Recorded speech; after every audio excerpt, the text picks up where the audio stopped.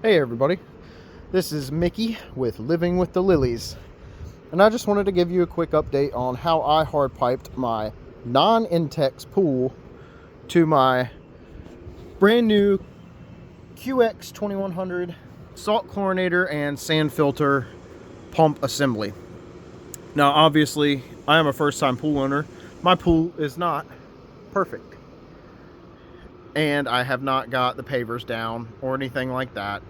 This is a work in progress as when I can get to it after work. But anyway, I had a hard time finding online and on Facebook forums and whatnot about how to hard pipe my pool and what exactly I needed. So I figured I'd just make a video and make it easy for anyone like me who has this type of pool or something similar like that. So for one, when you have this jet right here that comes with this pump kit, it's going to be bigger than the one that came with your pool. So what I ended up doing is I took one of these, which is a 2-inch PVC female adapter, and I took this end, I held it up to the back side of the pool, made a mark with a permanent marker, or whatever you want to write with, and I trimmed it out with a nice sharp razor knife, being very careful obviously to not overcut, and slid this through, tightened it up. And I'm not sure if the gasket's supposed to go on the inside or the outside of the pool, but I ended up doing it on the inside. And there's a little gap. I might change that. I'll see how it does. But as of right now, it's not leaking. I'm filling up the pool, and it's slightly coming up on the jet now. But anywho, here's what I want to explain where I had a little bit of trouble with. And I actually did find a little help from some Facebook post that I had found. Is if you have this SFX 1500 plus pump that came with the Summer Waves pool or whatever pool you have that has a similar skimmer setup, I ended up buying an Amazon kit that was supposed to have the motor block off plate for this, so it would make this just a whole empty shell, and it was going to come with a slip over coupling with this standard O-ring nipple that comes on this skimmer, and it was going to transfer it to a 2-inch male thread. And I got it, and it was actually the same exact size as the nipple coming out of the skimmer. So I returned it to Amazon, and I found a video on YouTube where someone had actually used 1.25 to 1.5 inch fernco. So that is what I actually used. And I used, and someone's gonna hate on me for it, but I really don't care. I use cell core pipe because it's what we use in plumbing, and I use drain, waste, and vent fittings. And here's my reasoning why, is because this is not going to be under any sort of high pressure. Like at most maybe 10-12 pounds is my assumption, and that is not going to be enough to blow these pipes off. It has got plenty of room for flow. And that brings me to my next part is, like I said, these are all drain, waste, vent fittings. You can use pressure fittings. There's nothing wrong with either. I used 2-inch female adapters here, here, and here. And they're also right here and here, but I ended up using the factory hoses for this because I think it would just be better to have flex with how close everything is right here. But I'm going to try to go through the parts list, and the parts list will be in the description as well. So I used 5 1.5 90s to do this. I used 3 2-inch female adapters, PVC. And what I did is I used what's called a flush bushing right here inside this. And you can use a regular bushing too. I don't know if they sell different ones at Home Depot or Lowe's or whatever. I get mine from my supply store. So, but these are flush. I figured they wouldn't show. And I did not use primer with this, also because it's not going to be under a lot of pressure, and I don't feel like it's going to be that big of a deal. And honestly, if it comes up and I have some leaks, I'll address it then. But as for right now, it's what I had on my work truck, and it works for me right now. I used 2 1.5 ball valves, and I got these 1.5 Schedule 40 unions from Home Depot. I think these were about $12 a piece. You can get them on Amazon for a little cheaper, and I actually ordered a set of 2 of these off Amazon because they were the same price as one of these from the supply store. So take that with a grain of salt. I think it'll work fine for a pool purpose. It's not like I'm plumbing my house with this.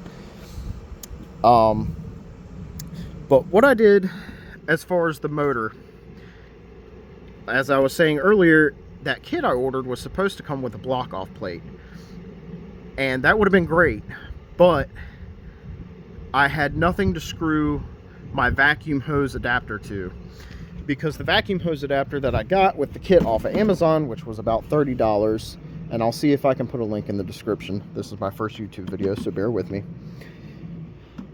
What I did is I took the innards of the pump out. All that's left is the vane. The cover and the little guide rod is gone, but it has that threaded housing that I can thread my vacuum pump adapter to. So I left that. I think it'll flow freely enough to where it won't be a problem, and if there is, I'll figure something out. So what I ended up doing is I just chopped this cord and I put a little electrical tape on it, and I left enough if it just so happens I won't ever want to do something with this pump again. I have the cord that it came with the GFCI, and I can find use for it. But yep, I haven't even fired this thing up yet, but maybe I'll post an update video and tell y'all how it goes. And I want to give a couple tips for people that might not know anything about plumbing or have never really tackled this before. Teflon tape. That's going to be a consumable that you will need.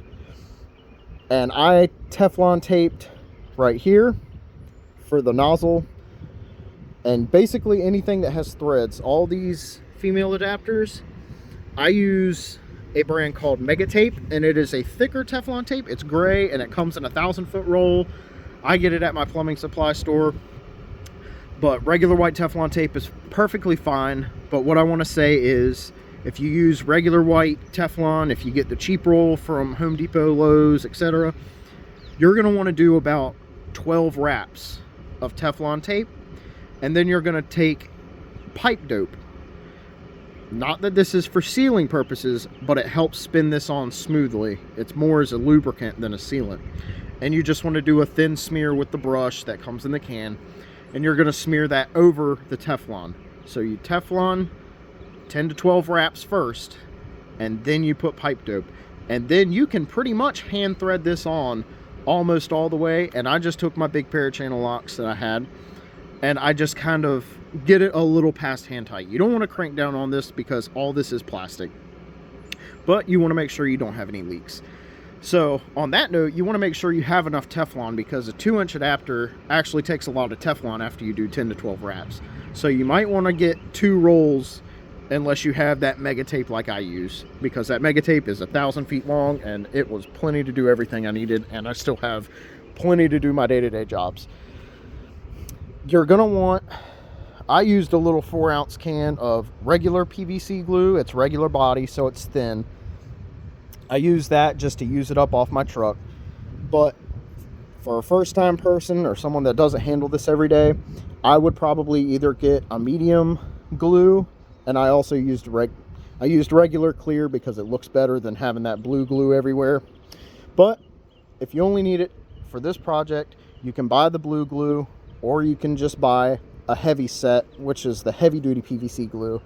And I don't really think there's any price difference, but an 8-ounce can will do you fine.